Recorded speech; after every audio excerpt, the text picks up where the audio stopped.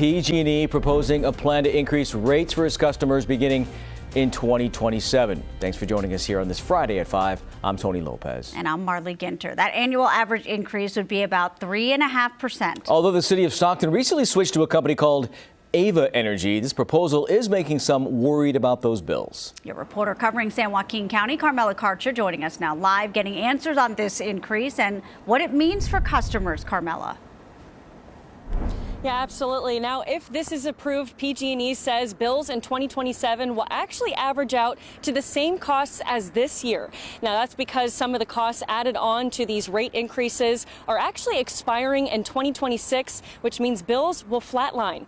But according to the Utility Reform Network, there's more to it.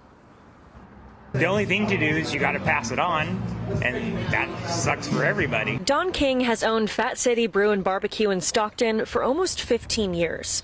For his 3,000 square foot restaurant, he paid $7,500 in utility bills just this month. PG&E is my most expensive right now. I mean, it's more of my payroll.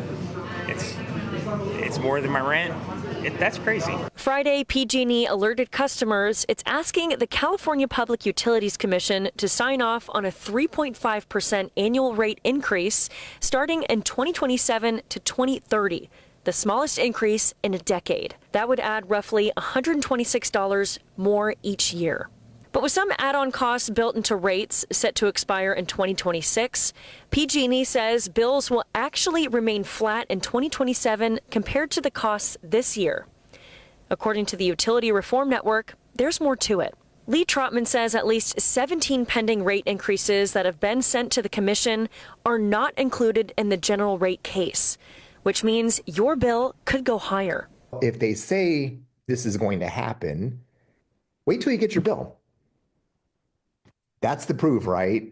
Did the rates really stabilize or did they go up? And to be honest, customers don't care about the rates. They care about the bill, the total amount of the bill. With Stockton recently making the switch to Ava Energy with the promise of 5% lower rates, utility customers are trying to stay hopeful. I think that's going to be on this bill. That'll be for this current month right now. So we should see how that works for us. And we're looking forward to that 5% that we're supposed to be in savings. So, that helps.